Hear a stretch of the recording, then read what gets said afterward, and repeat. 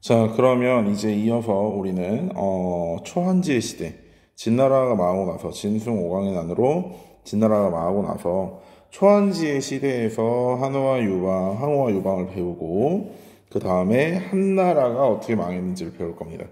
그 이후에 흉노와 한국을 묶어서 또 하나의 강의로 묶고 뭐 이제 정리할 거 한번 마지막으로 정리를 해볼게요. 자, 우선 첫 번째 요 사이에, 진시황과 한나라 사이에 항우와 유방이 싸우는 초한지의 시대가 있습니다. 초한지의 시대. 여기에 초한지의 시대가 있습니다. 초한지의 시대. 이 초한지의 시대는 누가 싸운 거냐면, 정확히 얘기하면 항적과 유방이 싸운 거야. 유방은 이름이 유방이고 그 다음에 성이 개야. 유방개. 자가.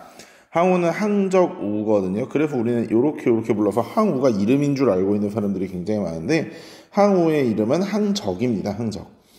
이 둘은 완전히 서로 다른 사람이야. 항우는 모든 거에 있어서 완벽한 사람입니다. 반대로 유방은 정말 할 줄 아는 게 없는 한량이에요. 그래서 실제로 항우와 유방이 싸움을 하고 전쟁을 하고 그렇게 했을 때 유방은 항우를 상대로 거의 이긴 적이 없어. 그럼에도 불구하고 이 초한지의 시대에서 여러분들이 알고 있는 그 장기의 빨간색과 파란색이 싸우던 그 시대에서 이긴 건 유방이야. 그렇다면 유방은 어떻게 이긴 걸까? 어떻게? 이게 그렇습니다. 정말로 모든 걸 다 잘하는 완벽한 사람들은 일반적으로 다른 사람들이 왜 이걸 못할까라고 생각을 합니다. 그래서 못하는 사람들의 심리를 이해하기가 굉장히 어려워요. 반대로 유방은 자기가 아무것도 못하는 사람이고 술 먹고 여자 좋아하고 남자 좋아한다는 게 뭐 성적으로 좋아한다는 게 아니라 그 왜 친구들 사귀기 좋아하고 그럼 그야말로 한량이야.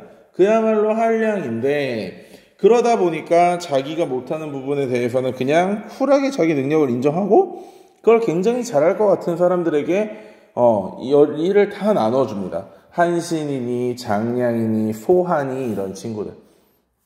그래서 그런 친구들이 열심히 일하고 열심히 일을 해준 덕에 유방은 항우를 몰아내고 중국 전체를 통일해서 한나라를 세우는 겁니다. 그게 바로 한고조입니다. 고조. 자, 건국.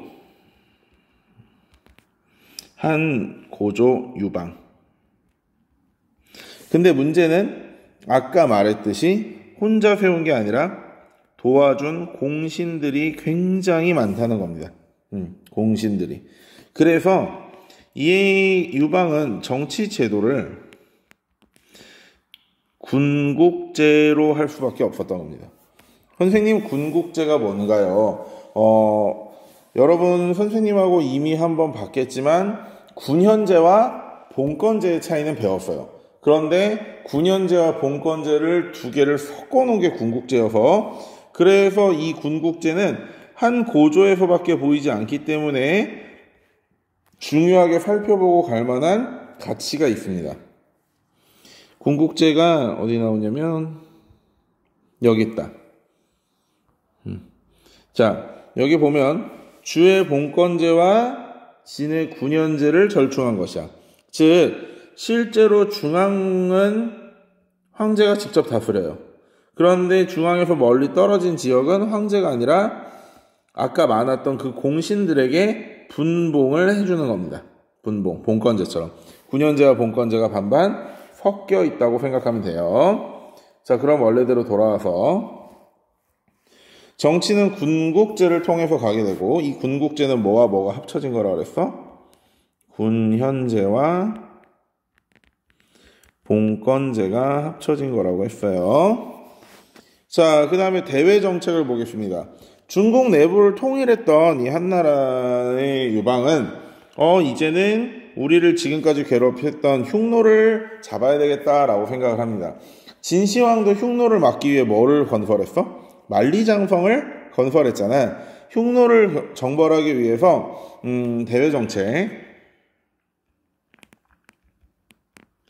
이때만 해도 중국 전토를 통일했으니까 유방의 어깨에 얼마나 뽕이 들어갔겠어. 아, 씨발, 내가 중국의 왕인데 저 족밥 이민족 새끼들은 내가 얼마든지 잡을 수 있지 해가지고 딱 잡으러 갔는데 이겼어, 졌어?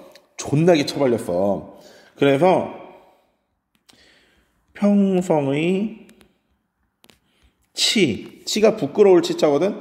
평성에서 겪은 개쪽 이런 뜻이야. vs 흉노. 평성의 치를 겪었는데 이게 BC 200년이거든요. 요거는 다른 말로 백등산 전투라고도 해. 백등산에서 싸웠거든. 백등산 전투. 나 이거 지금 샤프 쓰고 있는 거 맞지? 백등산 전투.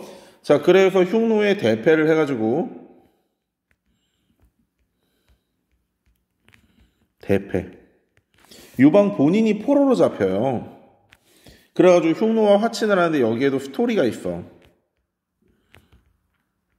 흉노는 중국을 통일했다던 황제가 자기랑 한판 붙으러 왔는데 존나게 처발린 다음에 황제까지 포로로 잡은 거야. 그래서 흉노의 선우가 누구냐면 족장을 선우라고 하거든. 흉노의 제일 그랜드 워치프를 족장 선우라고 하는데 이 선우가 이런 생각을 한 거야. 우왕 씨발 중국 새끼들 이렇게 족밥이네. 이거 이참에 그냥 싹 밀고 내려가지고 중국 전투를 한번 먹어볼까? 라고 생각을 합니다. 그런데 이때 한나라의 신하들이 누구에게 뇌물을 쏘냐면 선우의 부인을 연지라고 하거든.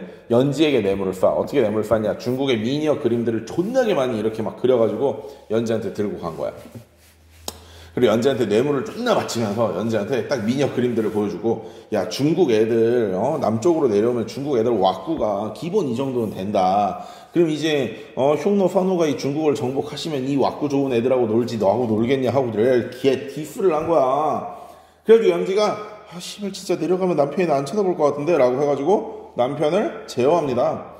유목민족이요, 남자들이 굉장히 권력이 셀 것 같다는 생각이 있거든. 근데 실제로 대부분의 유목민족은 모계중심 사회로 넘어가게 돼. 모계중심 사회로.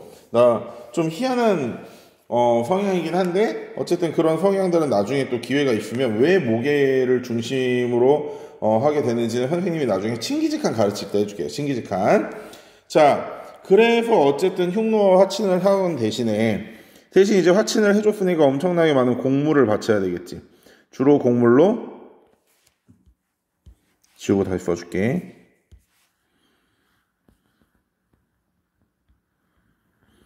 비단을 바칩니다. 잘 기억해도 비단, 그리고 화번공주를 보냅니다. 자, 앞으로 많이 등장하는 단어니까 내용을 보고 갑시다. 화번공주. 중국에서 이민족에게 보내는 왕실의 여자. 이를 화번공주라고 이야기합니다. 화번공주라고. 이 화번공주 갈 때도 좀 저기가 있어요. 화번공주를 얘기할 때 한나라 시대에서 나올 수 있는 화번공주가 왕소군이거든. 이 왕소군을 처음 볼 때 외우려고 하지 말고 화번공주가 역사상으로 몇 차례 등장하는데 예컨대 문성공주라든지 왕소군이라든지 이런 걸 키워드를 나중에, 지금 하려고 하지 말고 나중에 기억을 해두면 화번공주 이름만 보고도 시대를 캐치해낼 수 있는 상황도 있어요. 어쨌든 왕소군이라는 친구인데 이 왕소군이라는 친구는 한나라 황제의 이제 그 첩이었어. 첩이었는데 수많은 첩들 중에 한 번도 아직 황나라 황제가 잠자리를 같이 못한 거야. 왜냐면 엄청나게 많은 궁녀들이 있는데 그 옛날에는 사진이 없잖아. 그러니까 이제 황제가 궁녀 미인도를 딱 보고 나 오늘은 얘랑 자야겠다 이러고 픽을 한단 말이야. 그런데 이제 자기가 픽을 받고 싶은 궁녀들이 그림 그리는 화가들에게 뇌물을 줘가지고 자기를 되게 이쁘게 그려달라고 얘기를 한단 말이야. 근데 왕소군은 집이 가난하고 돈이 없어가지고 그 화가에게 돈을 못 줘서 뇌물을 못 줬단 말이야, 지금까지.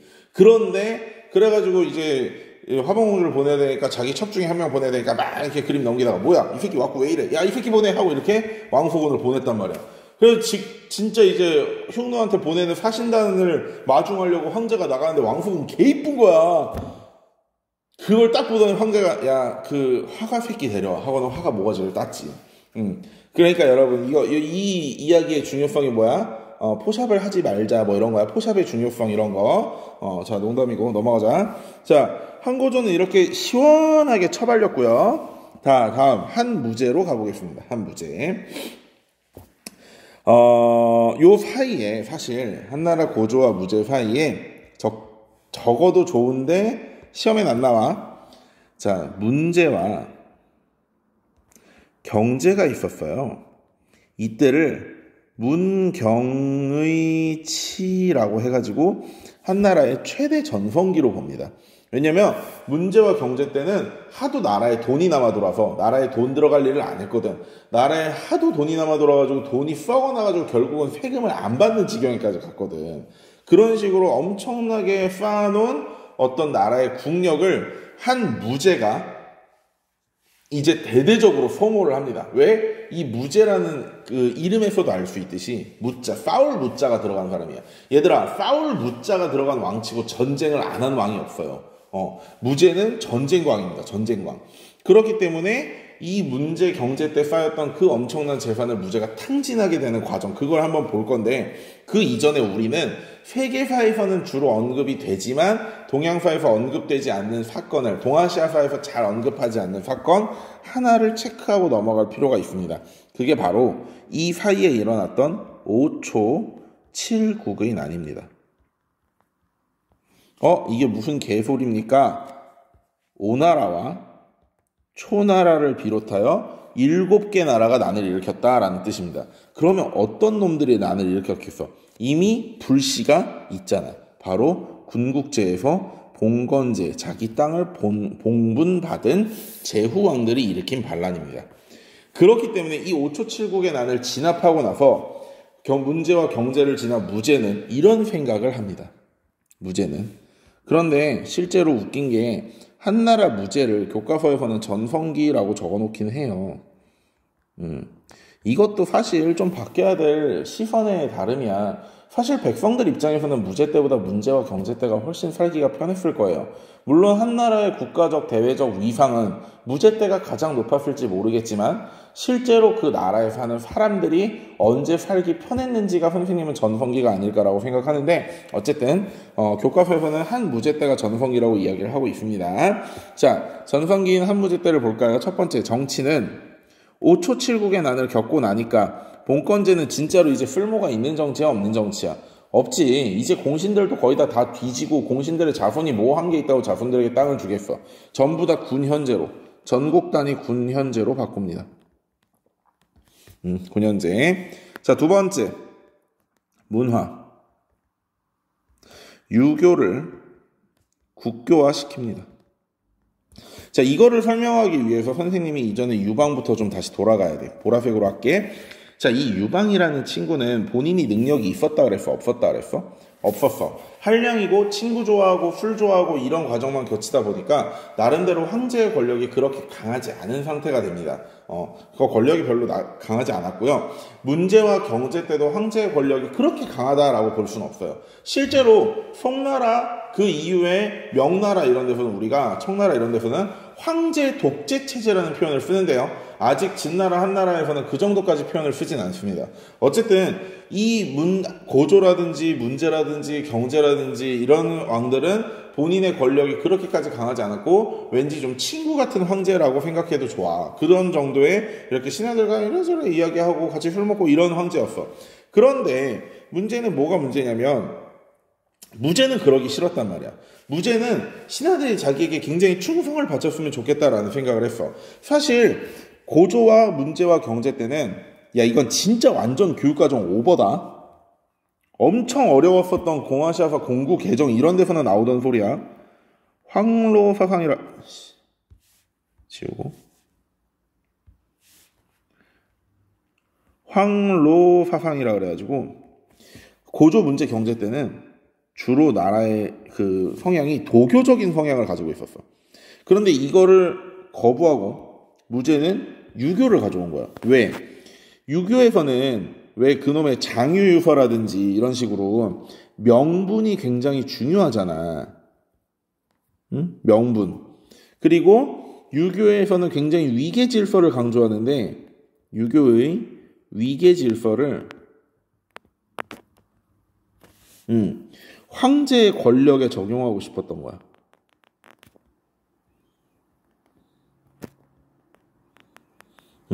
그래가지고 부모에게 잘한다 뭐 이런 거를 황제에게 잘해야 된다 이런 식으로 효를 살짝 틀어서 충을 굉장히 강조하는 그 유교를 가져왔다는 거지. 그 유교를 국교화시키는데 큰 이바지를 했던 친구가 바로 동중서라는 친구입니다. 동중서. 자, 그래서 전국적으로 이 유교를 가르치기 위해서 서울에 태학을 설치하고 지방으로 오경 박사들을 보냈어.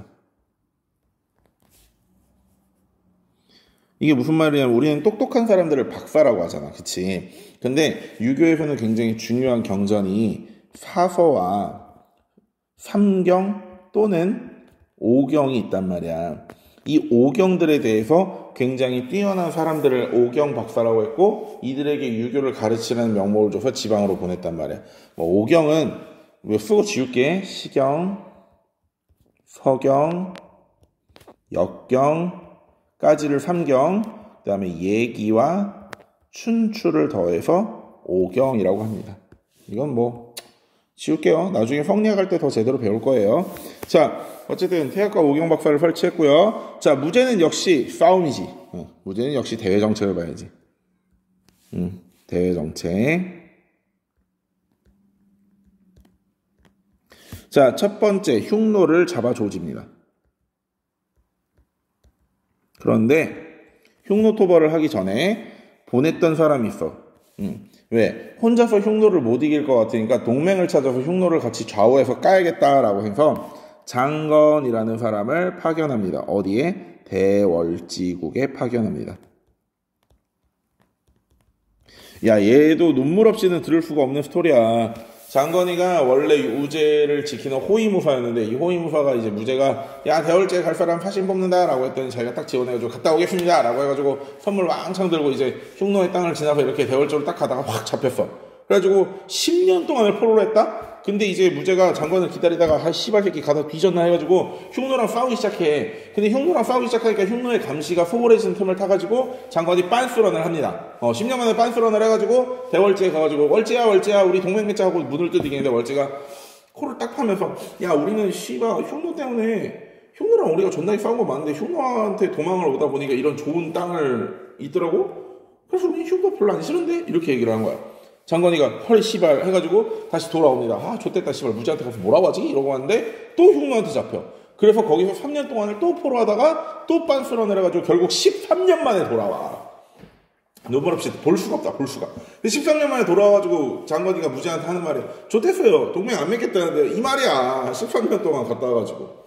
물론 13년 동안 단순히 그렇게 한 게 아니라 장건은 아무도 가보지 않은 길, 중국에서 아무도 가보지 않은 길을 통해서 대월지까지 갔다 오게 되고 그 사이에 어떤 길은 어디로 가야 되는지, 오아시스는 어디에 있는지, 여기에는 누가 있고 여기에는 뭐가 있고 여기에는 어떤 나라가 있는지 그런 수많은 정보들, 서역을 개척할 수 있는 서쪽 방향의 길을 개척할 수 있는 수많은 정보들을 가져왔고 또 하나 왜 흉노가 지금 이렇게 강력한지, 왜 우리나라가 흉노를 이기지 못하는지, 바로 흉노가 뭐를 가지고 돈줄을 쥐고 있기 때문에 한 나라에서 받아간 비단을 서역에 팔아서 강력한 돈줄을 쥐고 있기 때문에 이 흉노를 몰아내고 우리가 만약에 비단을 직접 서역과 교류할 수 있다면 흉노의 돈줄이 마르고 따라서 흉노가 약해질 것이다라는 굉장히 중요한 정보를 무제에게 가져오게 됩니다. 그래서 무제는 흉노를 완전히 몰아내고 장건이 갔다 온 길을 기반으로 비단길을 개척하게 되는 거죠. 또는 사막길이라고도 표현합니다.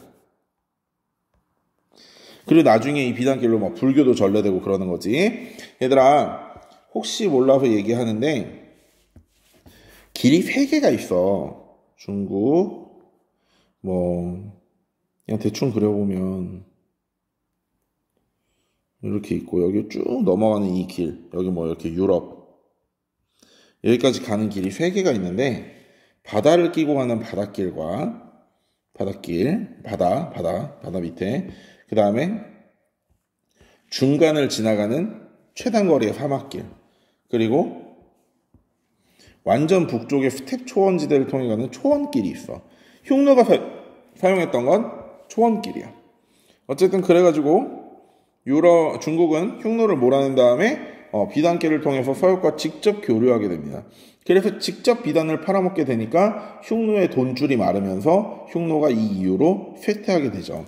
이 흉노토벌에서 우리는 진나라 때 흉노토벌에서 누구를 기억했지? 몽염을 기억했잖아. 여기서는 기억할 사람이 또 2명 있어. 처음부터 기억하려고 하지 말고 나중에 그 흐름 위에다가 팩트를 쌓으면서 기억하면 돼. 누가 있냐면 위청과 곽거병. 위청과 곽거병이라는 친구들이 있어요. 자, 그 다음에 또 대외원정. 흉노만 때려잡았다고 무죄 소리를 듣지는 않았겠지. 2번째, 고조선을 멸망시킵니다. 아니야, 미안해. 베트남부터 쓰자. 날짜가 베트남이 먼저야. 미안해. 자, 남비엣. 뭐야 이거? 남비엣. 남이야, 남. 이게 베트남 쪽에 있었던 국가 이름이거든. 남비엣을 BC 111인가? 111에 멸망시키고 이곳에 구군을 설치하고요. 3번 고조선을 BC 108일 거야. 108에 멸망시키고 4군을 설치합니다. 어쨌든 이렇게 쓰면 돼. 자, 그런데 하도 이곳저곳을 쳐들어가다 보니까 문제와 경제 때 쌓였던 그 수많은 어떤 재정적인 문제들, 재정적으로 풍족했던 그 돈을 다 써버리고 만 거야. 그래서 안 되겠다. 이제는 좀 세금을 걷어야 되겠다라고 얘기를 해서 전쟁을 너무 많이 하니까 재정이 악화됐고, 그 재정 악화를 해결하기 위해서 가져온 게 염철전매제입니다. 소금 염자 철전매제. 얘들아, 사람이 소금 없이 살지 못하고 또 철기라는 건 이 당시에 농사를 짓기 위해 가장 중요한 거잖아. 즉 소금과 철이라는 필수품을 독점하여 이득을 챙긴 거야. 염철전매제. 염철전매제. 자, 그런데 이런 무죄 죽고 나니까 한 번 나라의 경제가 휘청했는데 그게 살아남기가 쉽겠냐고. 그래가지고 한나라 무죄 사후에 한나라는 굉장히 큰 혼란을 겪게 됩니다. 주로 또 뭐가 싸우기 시작했냐면 왕 옆에서 깔짝깔짝거리던 내시들 있지. 그 내시들을 어려운 말로 환관이라고 해. 그리고 왕의 마누라의 친척들, 즉 외척 세력들이 서로 치고받고 싸우게 되거든요. 결국 그래서 외척 출신이었던 왕망이 한나라를 일시적으로 무너뜨리고 친나라를 세웁니다. 한나라를 일시적으로 무너뜨리고 일시적으로. 자, 그래서 아마 AD 8년 정도에 첫 번째 그냥 밑에다 쓸게 얘들아. 신나라 건국 언제냐면 AD 8년.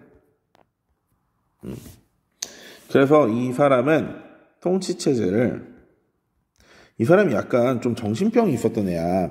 그래가지고 어떤 생각을 했냐면, 야 씨발, 이게 왜 이렇게 이 백성들이 힘들고 나라가 개판이 된 꼬라지를 보아하니, 왜 그런가 하니, 이게 빈부격차의 차이가 커져서 그렇다.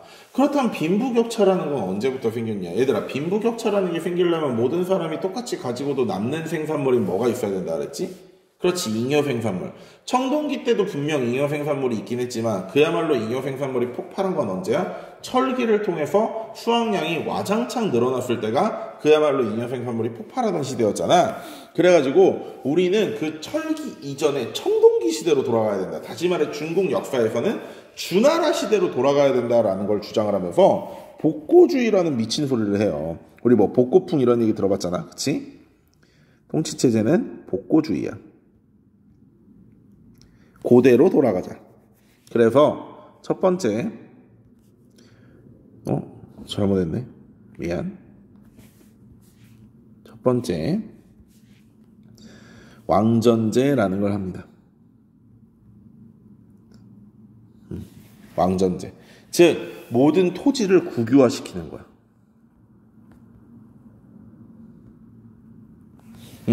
그러니까 있는 사람들은 토지를 더 많이 가지고 없는 사람들은 토지가 한 뼘도 없고 바늘 꽂을 땅도 없고, 그러니까 이놈의 빈부격차가 늘어나고 서로 간에 행복한 사회가 안 만들어지는 거다라고 해가지고는 귀족들의 토지를 다 뺏어가지고 왕일 것이다 라고 이야기를 한 다음에 옛날 주나라에서 했었던 정전제라는 걸 하려고 합니다. 주나라의 정전제를 선생님이 지금 동아시아에서 아직 안 가르쳤거든.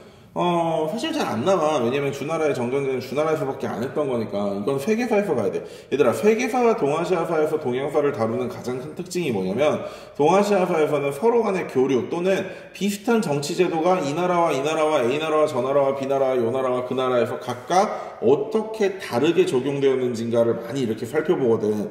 그래서 중국이나 일본이나 한국이나 각자 독자적으로 했던 것들에 대해서는 크게 언급을 하지 않아요. 그래서 선생님이 주나라 때 정전제를 잘 언급을 안 하고 그냥 넘어왔어. 본건제만 언급을 하고. 그런데 어쨌든 뭐 이런 걸 하는데, 이건 지금 교육과정에서 많이 빠진 내용이니까 좀 빼고. 자, 두 번째는 노비 매매를 금지시켜.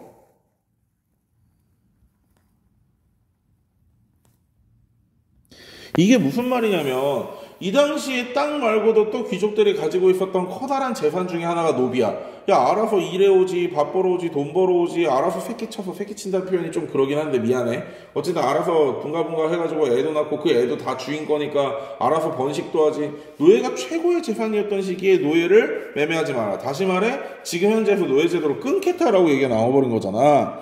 그러니 이 시대에 힘을 가지고 있었던 귀족들, 이때는 이 귀족들을 호족이라고 한단 말이야. 이 호족들이 왕망에 대해서 협조적일까 비협조적일까? 자기 재산이 다 날아가게 생겼는데. 그치? 그래서 강력한 호족들의 반발, 지방 호족들의 강력한 반발이 오게 되고, 호족들의 강력한 반발이 오게 되고, 그래서 나라를 세운 지 얼마 안 돼서 한나라의 왕족이었던 유수가 다시 한번 한나라를 건국합니다. 광무제입니다. 얘도 무자가 들어왔어. 싸움 잘했을까 못했을까? 겁나 잘했겠죠. 예, 거의 불패 장군입니다. 불패 황제예요. 불패 황제. 그런데 이 광무제를 크게 지원했던 건 바로 호족들입니다. 그러니 당연히, 그리고 이제 후한 때는 수도가 달라. 후한 때는 수도가 러양, 낙양이거든. 옛날 여기는 장안이었어. 장안. 혹시 몰라서 여기는 장안. 여기다 써놓을까? 전하는 장안이었어. 그치? 자, 근데 문제는 호족들의 도움을 받고 다시 성립된 한나라 왕조는 호족들에 대해서 긍정적인 태도를 취할까? 부정적인 태도를 취할까? 당연히 긍정적인 태도를 취하겠고, 호족들에게 긍정적인 태도를 취했다는 건 다시 말해 부자와 가난한 사람 중에 부자의 힘을 실어줬다는 거고, 가난한 농민들은 점점 더 생활이 어려워지겠지. 그래서 그 농민들이 난을 일으켜. 그래서 후한이 망해. 물론 이건 몇백 년 이후의 이야기이긴 하지만 그래서 멸망은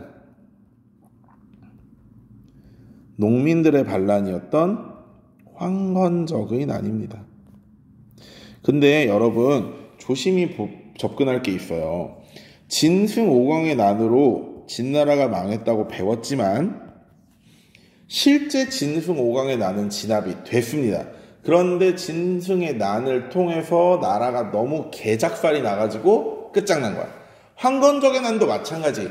황건적의 난 자체는 진압이 됐어. 그런데 황건적의 난에서 일어났던 그 수많은 사건들 때문에 나라가 너무 개작살이 나서 이를 기점으로 멸망했다라고 얘기를 하는 거야. 오케이? 됐어? 자, 후한을 진짜, 한나라를 진짜 멸망시킨 건 위나라 조조의 아들 조비예요. 삼국지에 나오는 그 조조의 아들 조비야. 그러니까 그때까지 후한은 살아는 있었어. 그렇게 이해를 해야 돼. 자, 일단 여기까지 한번 끊고, 그 다음에 흉노와, 일본, 한국 이런 데를 해서 이번 그 학습지를 마무리해 보겠습니다. 자, 여러분 고생 많았어요.